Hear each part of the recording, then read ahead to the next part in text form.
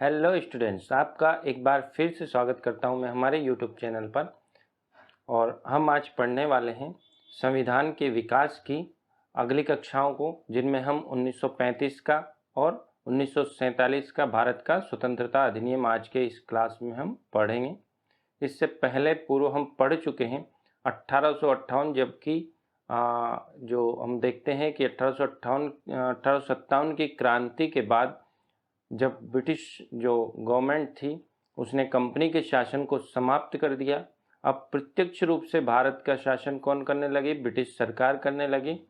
और कंपनी को हटाने के बाद 1858 का पहला एक्ट लाया गया था, जो था भारत शासन अधिनियम 1858। उसके बाद देखते हैं हम 3 काउंसिल एक्ट आए थे। 1861 का काउंसिल एक्ट था, 1892 का काउंसिल एक्ट था और 1909 का मार्ले मिंटो सुधार जो वो था वो भी काउंसिल अधिनियम था, यानी परिषद अधिनियम था। ठीक है। उसके बाद हमने पढ़े थे 1919 का भारत शासन अधिनियम। अभी हम एक और भारत शासन अधिनियम पढ़ेंगे 1935 का, जो जितने भी एक्ट आए उन सब में सबसे विस्तृत एक्ट था, सबसे विस्तृत अधिनियम था। उसके बाद हम हमारी स्वतंत्रता का अधिनियम, जो कि भारत को और पाकिस्तान को जिसमें स्वतंत्रता दी गई, वो अधिनियम हम पढ़ेंगे। तो देखिए, पहले हम देखते हैं 1935 का भारत शासन अधिनियम। भारत शासन अधिनियम, जो भारत शासन अधिनियम 1935 का है, ये सबसे विस्तृत अधिनियम था। ठीक है। क्या था? सबसे विस्तृत। हमने जो पिछला एक पढ़ा 1919 का, तो हम उसे रिकॉल कर लेते हैं एक बार। ठीक है। 1909 में क्या हुआ था? 1909 में जो मुख्य बात थी वो थी सांप्रदायिकता की शुरुआत की गई थी। किसकी? सांप्रदायिक निर्वाचन की। ठीक है। लेकिन ये प्रत्यक्ष नहीं था। 1919 के एक्ट में हम देखते हैं कई प्रकार की सांप्रदायिक निर्वाचन को बढ़ाया गया। ये सांप्रदायिक निर्वाचन मुस्लिमों के लिए हुआ था, मुस्लिमों को दिया गया था। और साथ ही हम देखते हैं कि इसमें 1919 में पहली बार प्रत्यक्ष निर्वाचन का प्रावधान किया गया। प्रत्यक्ष निर्वाचन, प्रांतों में द्वैत शासन, प्रांतों में क्या दिया गया? द्वैत शासन। और साथ ही देखिए केंद्र में क्या दिया गया? केंद्र में द्विसदनीय व्यवस्था। अच्छा, द्विसदन दिए गए। केंद्र व प्रांतों के विषयों को कुछ हद तक बांटा गया। हम देखते हैं 1935 के अधिनियम में, जब अभी जो 1935 का अधिनियम पढ़ेंगे उसमें भी हम प्रांतों और केंद्र के विषय को 2 भागों में बांटेंगे, मतलब उनके विषयों का भी हम बंटवारा करेंगे इस एक्ट में। लेकिन वो किस प्रकार से होता है? जो वर्तमान में अनुसूचियां बनी, जो वर्तमान में 3 जैसे संघ सूची, राज्य सूची, इस प्रकार से सूचियां बनाई गई थी। ठीक है। उनमें विषय डाले गए थे, अर्थात उसका दायरा बढ़ाया गया था। तो ये द्विसदनीय व्यवस्था हम देखते हैं 1919 के एक्ट में की गई। कहाँ? केंद्र में।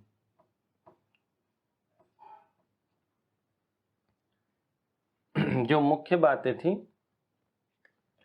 साथ ही महिलाओं को प्रतिनिधि दिया गया।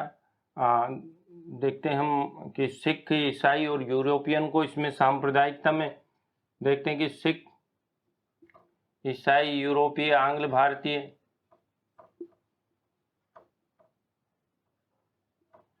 आंग्ल भारतीय और यूरोपीय, साथ ही महिलाओं को, साथ ही किसको? महिलाओं को। और इसके साथ साथ क्या किया गया था? जो निर्वाचन का आधार शिक्षा, हम देखते हैं कि शिक्षा वो उनके जो आय थी उसको माध्यम बनाया गया था। आय व शिक्षा के आधार पर निर्वाचन का अधिकार दिया गया था।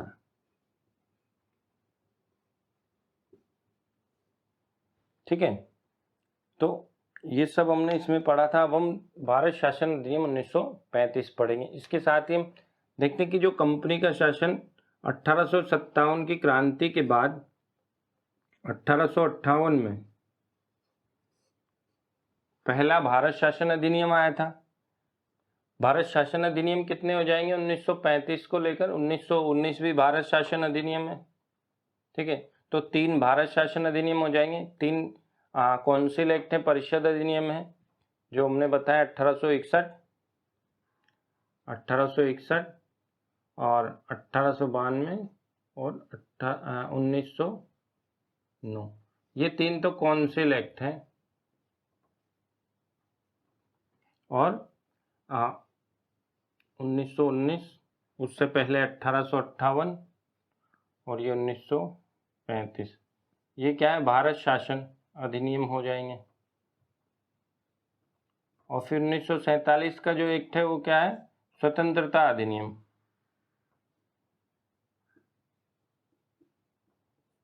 इंडिपेंडेंट एक्ट, ठीक है।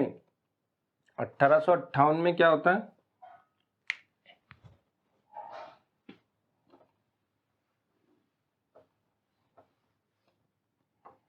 ठीक है, 1858 में क्या होता है? कंपनी को समाप्त कर दिया जाता है। कंपनी को समाप्त कर दिया जाता है और उत्तरदायी शासन के लिए गवर्नमेंट बोलती है कि हम उत्तरदायी शासन देने का प्रयास करेंगे। कंपनी को समाप्त कर दिया गया। कंपनी को समाप्त करके उसकी जगह कौन आ गया? वायसराय और एक भारत सचिव और उसकी परिषद। तो 1858 के एक्ट में बेसिकली प्रशासन या शासन चलाने के लिए जो आवश्यक थी वो एक्ट लेकर आ गया। उसके बाद 1861 में क्या किया गया? 1861 में उसका विस्तार किया गया, अर्थात कौंसिल एक्ट था। परिषद को और परिषद को या विधि बनाने वाले जो सदस्य थे उनमें स्थानीय प्रतिनिधित्व देने का प्रयास 1861 में किया गया। और साथ ही 1861 में हम देखते हैं कि जो विधानमंडल है उनकी भी स्थापना हुई, केंद्र में भी, प्रांतों में भी। और फिर 1892 में जाकर अप्रत्यक्ष निर्वाचन की शुरुआत हुई, ठीक है। प्रतिनिधित्व का प्रारंभ हुआ, प्रतिनिधित्व दिया गया। तो इस प्रकार से 1935 का एक्ट को देखते हैं, उसमें क्या क्या प्रावधान किए गए थे, ठीक है। भारत शासन अधिनियम 1935 हम पढ़ेंगे। भारत शासन अधिनियम 1935 की सबसे खास बात क्या थी कि ये सबसे विस्तृत अधिनियम था। तो हम पहले देखते हैं कि ये सबसे विस्तृत अधिनियम था। पहले इसकी विशेषता क्या थी? यह सबसे क्या था? विस्तृत अधिनियम था। विस्तृत अधिनियम, इसमें लगभग कितने 14 भाग थे। अधिनियम था, कितने थे इसमें? 14 भाग थे। 14 भाग, 321 धाराएं थी और साथ ही 10 अनुसूचियां भी थी। अब जब आप इसे पढ़ेंगे, अनुसूचियां वगैरह जब आगे आएंगे तो आप इसे पढ़ेंगे, तो आप जब, ठीक है, तो उसको संविधान को या धाराओं को बांटने का एक तरीका, लिखने का एक तरीका है कि उसे 14 भाग बनाए गए थे, 321 धाराएं थी, 10 अनुसूचियां बनाई गई थी, ठीक है। यह सबसे विस्तृत अधिनियम था, हमने देखा। उसके बाद इसमें क्या प्रावधान किया गया था? एक और इसकी विशेषता कि इसमें भारत संघ बनाया गया। किसका प्रावधान किया? भारत संघ। भारत संघ में कौन कौन शामिल थे?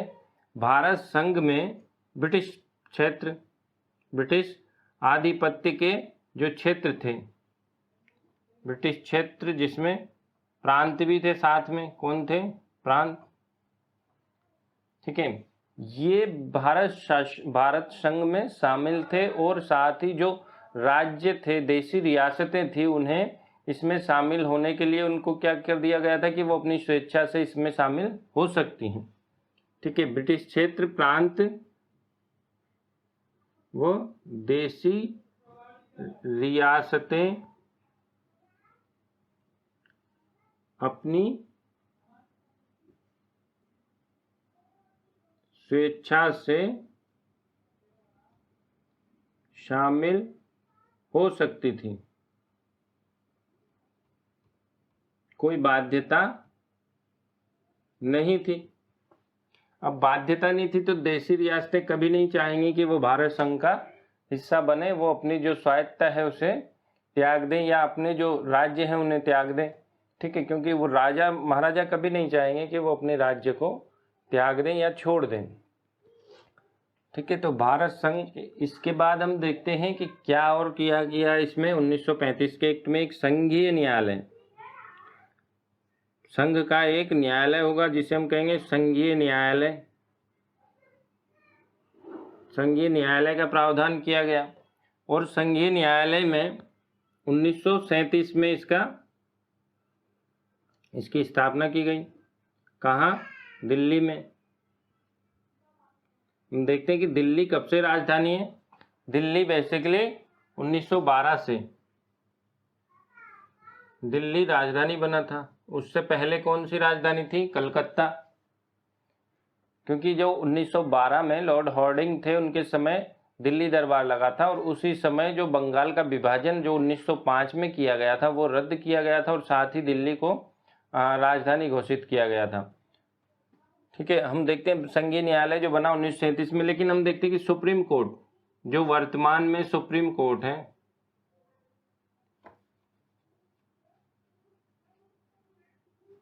उसकी स्थापना कब हो गई थी? 1926। किस एक्ट के द्वारा? 1919 के एक्ट द्वारा हो गई थी, उसी को ये संघीय न्यायालय हमने। अब हम देखते हैं इसके साथ क्या हुआ। तो केंद्रीय लोक सेवा आयोग का गठन हम देखते हैं कि हो चुका था। अब हम देखते हैं कि जो केंद्र के साथ साथ यहाँ क्या किया गया? संघीय लोक सेवा आयोग, संघीय लोक सेवा आयोग, और ये तो सेंट्रल में बना। और साथ ही राज्यों में क्या थे? राज्य लोक सेवा आयोग। किसका प्रावधान हुआ? राज्य लोक सेवा आयोग। और 2 राज्यों के लिए एक जो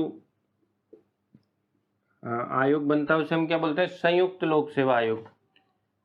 तो एक और प्रावधान था संयुक्त लोक सेवा आयोग जो नया था। ठीक है, ये क्या थे? ये 2 राज्यों के लिए एक ही आयोग जो कार्य करता था उसे कहते थे संयुक्त लोक सेवा आयोग। वर्तमान में भी होते हैं संयुक्त लोक सेवा आयोग, राज्य लोक सेवा आयोग और संघीय लोक सेवा आयोग, union public service commission, state public service commission. ठीक है,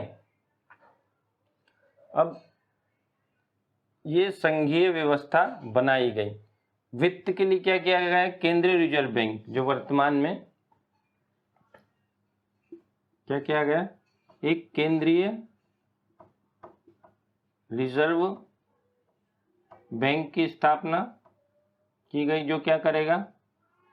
वित्तीय साख का प्रबंधन करेगा। वित्तीय साख के प्रबंधन हेतु जानते हैं कि बैंकों का जो सब लेन देन चलता है वो किस आधार पर होता है? साख के आधार पर होता है, कितनी साख उनके पास है। या आप जो इकोनॉमिक्स में पढ़ेंगे, प्रबंधन, वित्तीय साख के प्रबंधन हेतु इसका गठन किया गया, केंद्रीय रिजर्व बैंक का। ठीक है, इतनी संस्थाएं भी बनाई गई, केंद्रीय रिजर्व बैंक भी बनाया गया। अब हम देखते हैं कि और इसमें क्या किया गया था। तो इसके अतिरिक्त हम देखते हैं कि जो केंद्रीय विषय थे और जो राज्य के विषय थे, यहाँ क्या किया गया, जब भारत संघ बनाया गया तो उसकी इकाइयाँ क्या थी, सेंट्रल में संघीय था, संघ के साथ संघ के अंग कौन थे, प्रांत थे। तो प्रांतीय विषय और संघीय विषयों को अलग कर दिया गया। तो इसमें क्या कितनी 3 सूचियां बनी विषयों का विभाजन।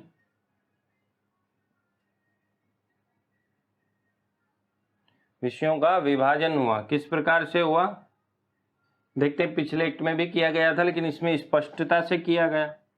इसमें क्या हुआ, पहला विषय जैसे केंद्रीय सूची, केंद्रीय सूची बनी। प्रांतों के लिए राज्य सूची या प्रांतीय सूची, और थी समवर्ती सूची। समवर्ती सूची पे बेसिकली दोनों बना सकते थे, केंद्र भी और राज्य भी, ठीक है। देखिए ये जो केंद्र सूची थी सबसे अधिक विषय इसको दिए गए थे 59, 56 विषय राज्य सूची में थे, लगभग 36 विषय समवर्ती सूची में थे। उसके अतिरिक्त जो भी बचे हुए विषय थे वो कौन सी सूची में गए, अवशिष्ट में, अर्थात जिनका उस समय ज्ञान नहीं था या जो भी बचे हुए विषय थे। और अवशिष्ट विषय किसके पास होते थे, अवशिष्ट विषय जो थे वो किसके पास होते थे, अवशिष्ट विषय बेसिकली वायसराय के पास थे। इस पर जो भी शक्तियां बनाने का अधिकार किसके पास था, वायसराय के पास था। यही व्यवस्था जो वर्तमान हमारा संविधान है उसमें भी रखी गई है। लेकिन वर्तमान में जो अवशिष्ट विषय हैं वो किसके अंदर नहीं थे, संसद के अंदर, क्योंकि हमारे यहाँ पर संसद ही सर्वोच्च है, वही कानून बनाती है, ठीक है। विधि का कार्य विधानसभा में या संसद में ही होता है। और जो हमारी कार्यपालिका है वो भी किसके प्रति जवाबदेह है, संसद के प्रति, ठीक है। तो ये विषयों का विभाजन इस प्रकार से किया गया। अब हम देखते हैं कि जो प्रांतों में द्वैत शासन था, ठीक है। सबसे इंपॉर्टेंट बात क्या थी इसमें कि केंद्र में जो प्रांतों में द्वैत शासन था उसको क्या कर दिया गया इस अधिनियम द्वारा, प्रांतों में द्वैत शासन समाप्त कर दिया गया। क्या कर दिया गया, समाप्त। और अब क्या व्यवस्था की गई, क्योंकि केंद्र प्रांतों में कौन थे, गवर्नर थे। जो पहले पिछले एक्ट में 1919 में हमने देखा था कि गवर्नर जो थे वो अपनी कार्यकारी परिषद और विधानमंडल में जो मंत्री थे विधान परिषद के, उन मंत्रियों की सहायता से, अर्थात 2 प्रकार के उसके पास जो काउंसिल्स थी। तो एक तो जो विधानसभा के प्रति उत्तरदायी मंत्री थे उनके साथ मिलकर एक काउंसिल बनी थी, और एक काउंसिल जो बनी थी उनकी वो विधानसभा के प्रति जो सदस्य थे वो उसके उत्तरदायी नहीं हुआ करते थे, ठीक है। तो आंशिक उत्तरदायी शासन उस समय प्रांतों में शुरू किया गया था, ठीक है। तो हमने देखते हैं कि जो होम रूल लीग आंदोलन होता 1917 के बाद, उसमें उत्तरदायी शासन देने के लिए ब्रिटिश गवर्नमेंट ने वादा किया था, लेकिन आंशिक उत्तरदायी शासन भारतीयों को दिया गया था। उसके बाद आता है 1928 का एक 1928 में साइमन कमीशन आता है, रॉयल कमीशन आता है, जो 1919 की जांच करता है और सही पाता है कि प्रांतों में जो भारतीय उत्तरदायित्व दिया गया है उन्होंने सही काम किया और उसे बढ़ाया जाना चाहिए, जिसके बाद में उसे प्रांतों में पूर्ण उत्तरदायित्व दिया गया, ठीक है। इस एक्ट में प्रांतों में पूर्ण उत्तरदायित्व दिया गया। और साथ ही हम देखते हैं कि जो 1930 में हम देखते हैं कि गोलमेज सम्मेलन 3 हुए थे, ठीक है। 3 गोलमेज सम्मेलन में क्या किया गया था, भारत से कांग्रेस इसमें केवल द्वितीय गोलमेज सम्मेलन में ही शामिल हुई थी। इन गोलमेज सम्मेलन में अंत में जाकर हम देखते हैं कि 1932 में एक सांप्रदायिक पंचायत लाया गया था। इस सांप्रदायिक पंचायत में क्या किया गया था, दलितों को पृथक से निर्वाचन में आरक्षण दिया गया था, दलितों को पृथक से, अर्थात हिंदू जो निर्वाचन व्यवस्था थी उस पर आघात किया गया था और हिंदुओं को अलग करने के लिए दलितों को अलग से निर्वाचन या सांप्रदायिक निर्वाचन प्रणाली में शामिल किया गया था, जिसके विरोध में गांधी जी ने तत्कालीन उस समय यरवदा जेल में वो बंद थे पूना की, और उन्होंने वहीं पर भूख हड़ताल की थी, आंदोलन किया था। वहीं पर जेल में, यरवदा जेल में ही गांधी जी ने क्या किया था, आंदोलन किया था सांप्रदायिक पंचायत के खिलाफ।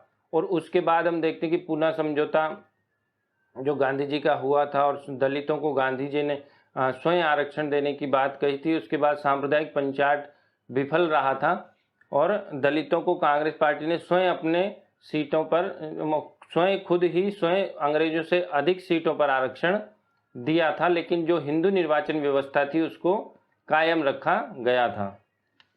तो प्रांतों में जो द्वैत शासन था उसको क्या कर दिया गया, समाप्त कर दिया गया। अब समाप्त कर दिया गया तो प्रांतों में जो नई व्यवस्था थी वो क्या थी, गवर्नर जो था वो मंत्री जो परिषद थी उसकी मंत्री परिषद या मंत्रियों का समूह, जो मंत्री उत्तरदायी थे विधान परिषद के प्रति, उनके माध्यम से क्या करता था, शासन करेगा या जो विधि बनाएगा। तो ये क्या था, ये था पूर्ण रूप से उत्तरदायी शासन। पूर्ण उत्तरदायी शासन का मतलब है कि जो जनता जो इलेक्टेड कर रही है उनको शक्तियां देना। जैसे आज पूर्ण उत्तरदायी शासन है, हाँ, जनता है उसमें पूरी शक्तियां विद्यमान है कि जनता ही किसी को इलेक्ट करके भेजती है और वो जनता के प्रति उत्तरदायी शासन होता है। तो ये था पूर्ण उत्तरदायी शासन। अब हम प्रांतों में तो द्वैत शासन को समाप्त कर दिया गया और प्रांतों में साथ ही क्या किया गया था, प्रांतों में पहले कितने थे, 11 प्रांत थे। 11 प्रांतों में से 6 प्रांतों में क्या किया गया, द्विसदनीय व्यवस्था। हम देखते हैं कि 1919 के अधिनियम में जब प्रांतों में द्वैत शासन लाया गया था तब केंद्र में द्विसदनीय व्यवस्था की गई थी। अब कहाँ की गई, प्रांतों में 6 प्रांत थे जहां द्विसदनीय व्यवस्था की गई। ये 6 प्रांत कौन कौन से थे, पहले तो 3 प्रेसिडेंसियां जो हम पढ़ते आ रहे हैं, बंगाल, बम्बई और मद्रास, ठीक है। 3 तो ये हो गई। और 3 कौन से थी, 3 थी असम, बिहार और संयुक्त प्रांत। संयुक्त प्रांत कौन सा, यूपी।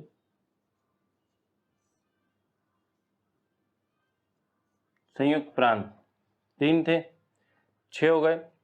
अब हम देखते हैं कि सेंट्रल में क्या किया गया था वो अब इसके बाद हम देखते हैं।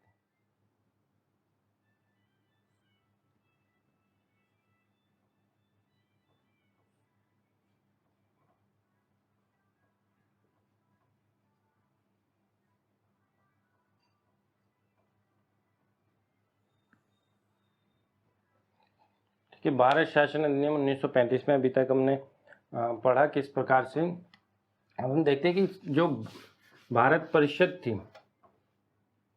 गवर्नर जो हम देखते हैं कि ब्रिटेन के अंदर क्या थी, परिषद थी, किसके अधीन, भारत सचिव के अधीन क्या थी, परिषद थी। साथ ही हमने देखा था कि भारत सचिव का जो आधा कार्य कौन कर रहे थे, उच्चायुक्त, क्योंकि लंदन में इससे पहले हम देख चुके हैं कि उच्चायुक्त की भी स्थापना हो चुकी थी पिछले उसमें। तो ये जो भारत परिषद थी इसकी क्या कर दी गई, समाप्ति कर दी गई। भारत परिषद की समाप्ति कर दी गई इस अधिनियम में। और साथ ही क्या कर दिया गया, सलाहकार नियुक्त कर दिए गए। तो ये अब किसके माध्यम से कार्य कर रहे हैं,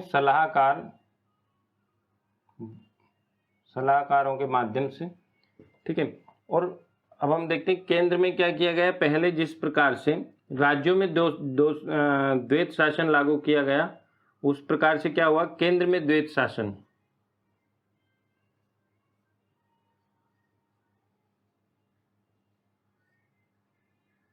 केंद्र में द्वैत शासन।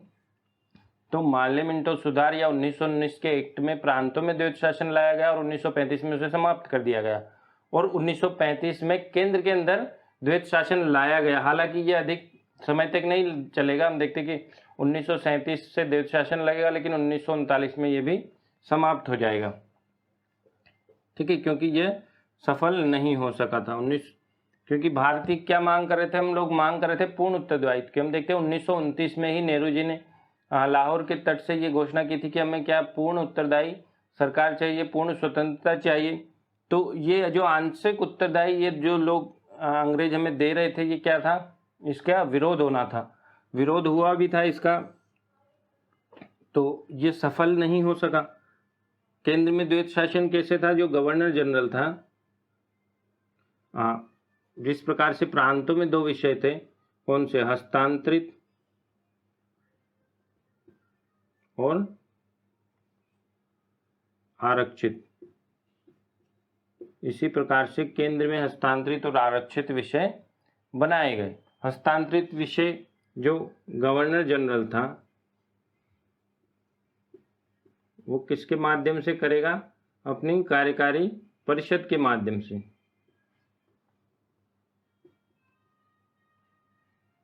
और जो यहाँ गवर्नर जनरल है वो किसके माध्यम से कर रहा है, जो आरक्षित विषय है, मंत्रियों के माध्यम से।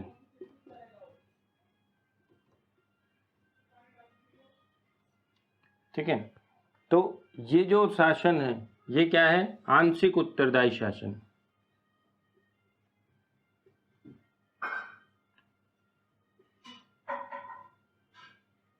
आंशिक उत्तरदायी। तुम देखते हैं कि द्वैत शासन जो लागू किया गया केंद्र में, यहाँ केंद्र में दिया गया आंशिक उत्तरदायित्व। तो पहले कहाँ दिया गया था, स्टेट में आंशिक उत्तरदायी शासन दिया गया था, उसके बाद केंद्र में आंशिक उत्तरदायी शासन दिया गया। ठीक है, पहले कहाँ दिया गया था, राज्यों में उत्तरदायी आंशिक उत्तरदायी दिया गया था, जिसे 1935 के एक्ट में क्या गया, पूर्ण उत्तरदायी शासन दिया गया। और साथ ही देखते हैं कि इसमें क्या किया गया था, जो संघीय न्यायालय की व्यवस्था की गई थी।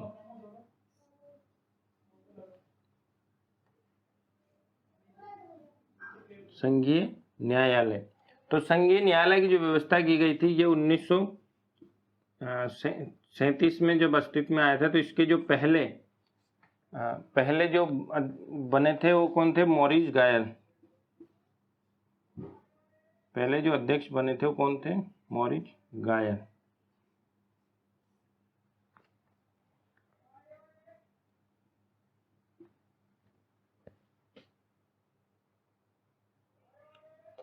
तो हमने देखा कि इस एक्ट में जो संघीय भारत की जो व्यवस्था की गई थी वो कभी सफल नहीं हो पाई।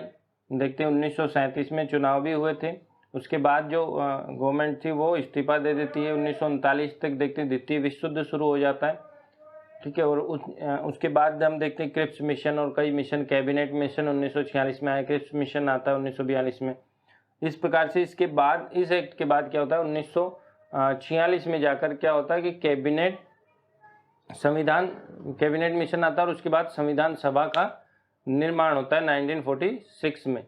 यही संविधान सभा जाकर 1947 में जाकर भारत की आज़ादी के बाद जब 1950 तक जब संविधान लागू किया जाता है, उसके बाद जब चुनाव तक वही संविधान सभा किसकी तरह एक्ट करती है, संसद की तरह वही संसद के रूप में बदल दी जाती है। जब चुनाव होता है तब इलेक्टेड लोग आते हैं और फिर वो संसद के रूप में कार्य करते हैं।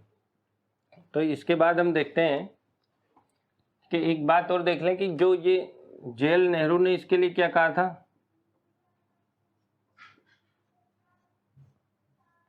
जवाहरलाल नेहरू ने इसके लिए कहा था कि ये कई ब्रेकों वाली ट्रेन है जिसका इंजन ही नहीं है।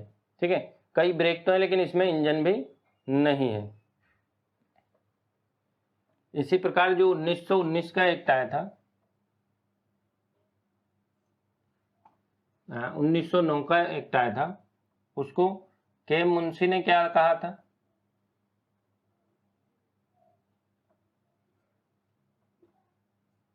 उसे के मुंशी ने कहा था एक बिना सूरज का सवेरा।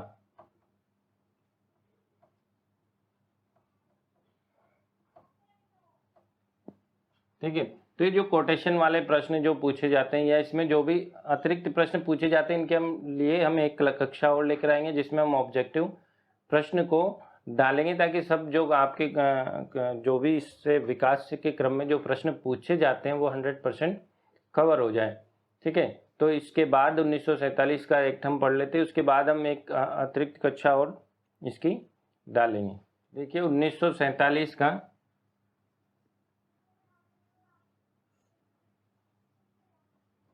भारत का स्वतंत्रता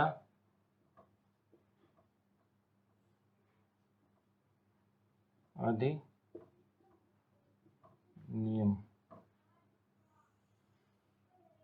ठीक है,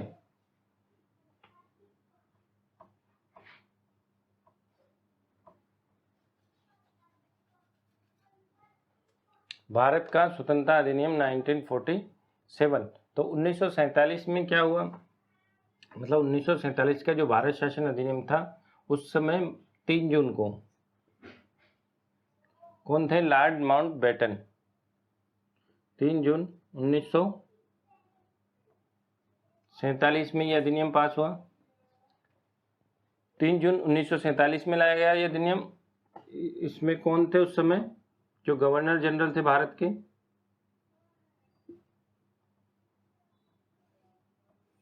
माउंटबेटन। तो इसमें क्या किया गया था, भारत को 2 हिस्सों में बांटा गया, भारत और इधर कौन था, पाकिस्तान। 2 डोमिनियन स्टेट बनाए गए और देशी रियासतों को और प्रांतों को, देशी रियासतों को स्वतंत्रता दी गई। वो किसमें किसके साथ जाना चाहेंगे, तो एक पार्टी कौन थी, देशी रियासतें। इन्हें क्या थी, स्वायत्तता थी।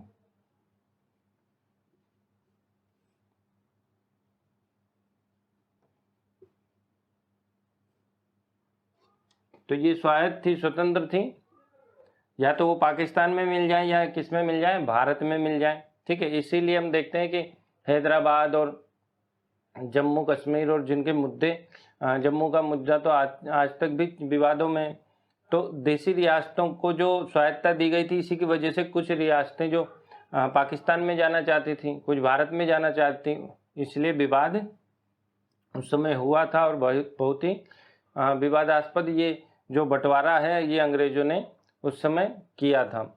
तो और पाकिस्तान को 2 भागों में बांटा गया था, एक पूर्वी पाकिस्तान था और एक पाकिस्तान जो वर्तमान में है पश्चिमी पाकिस्तान। तो जो बंगाल वाला ये इलाका है, बांग्लादेश वाला, उसको बांग्लादेश को पहले क्या कहते थे, पूर्वी पाकिस्तान। और भारत और पाकिस्तान अपनी जो उनकी जो संविधान सभा है उसके माध्यम से ही संविधान का निर्माण करेंगे, और जब तक उनका संविधान का निर्माण नहीं हो जाता तब तक गवर्नर जनरल की वो नियुक्ति कर सकते। इसके साथ ही हम देखते हैं कि जो भारत था, भारत में गवर्नर जनरल जो स्वतंत्रता के पश्चात, अर्थात भारत स्वतंत्र हुआ, तो स्वतंत्र भारत के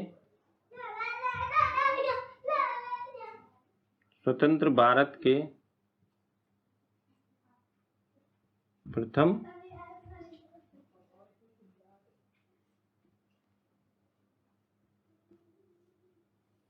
कौन थे,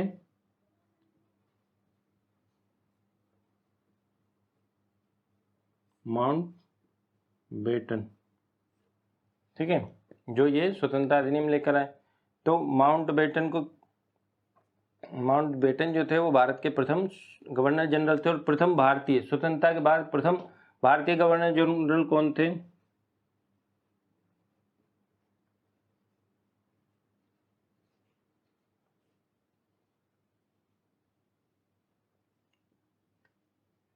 सी राजगोपालाचारी। ये कौन थे, पहले गवर्नर जो कि भारतीय थे। बाद में हम देखते हैं कि ये जो गवर्नर जनरल है, गवर्नर जनरल का जो पद है, जैसे वर्तमान में जो हमारे राष्ट्रपति हैं, ये किसके समका ये पद जो था ये किसके समकक्ष था या किसके समान था, जो वर्तमान में हमारे राष्ट्रपति हैं। ठीक है, और उसके अतिरिक्त 1946 में क्या बनी थी, संविधान सभा।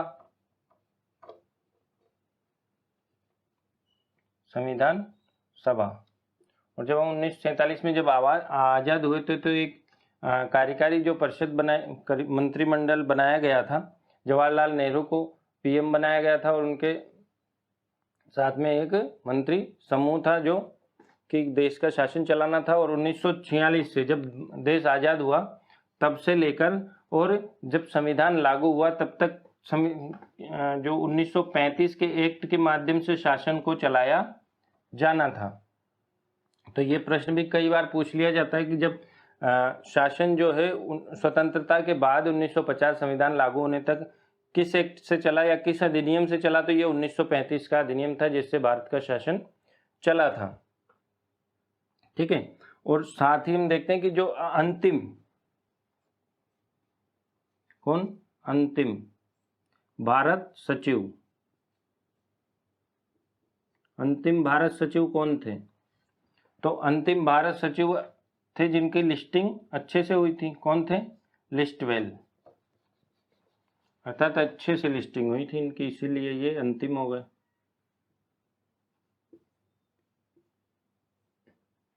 तो ये अंतिम भारत सचिव बने थे।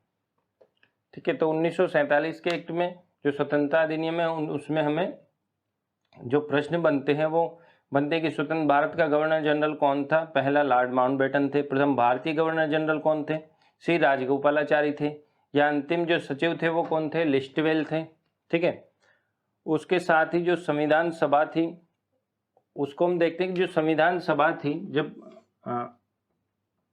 1950 में जब संविधान सभा ने संविधान बना लिया था और संविधान को लागू कर दिया गया था, उसके बाद संविधान सभा ही संसद के रूप में बदल गई थी जब तक कि चुनाव नहीं हुए, क्योंकि जब चुनाव होंगे तभी उसमें सदस्य आएंगे। तो जब चुनाव हुए तब जो नए सदस्य आए वो संसद का अंग बने और संविधान सभा तब समाप्त हुई। अर्थात संविधान सभा ने किसका काम किया? एक संरक्षक का काम यहाँ पर किया था। ठीक है। तो ये 1947 का एक था। इसके अतिरिक्त जो भी प्रश्न बनेंगे उनके लिए हम एक और वीडियो लेकर आएंगे जिसमें हम ऑब्जेक्टिव प्रश्न आंसर जो अभी तक हमने पढ़ा है उनको भी और जो कुछ इसमें कुछ बातें जो अन्य हैं उनको भी लेकर आएंगे। ठीक है। तो वो कक्षा आप जरूर देखें और जिन्होंने अभी तक पिछली कक्षाएं नहीं देखी हैं वो भी पिछली कक्षाओं को भी आई बटन पर क्लिक करके देखें या डिस्क्रिप्शन में हमारे वीडियोज़ में जाकर आप इसे देख सकते हैं, लिंक से। ठीक है। तो थैंक यू।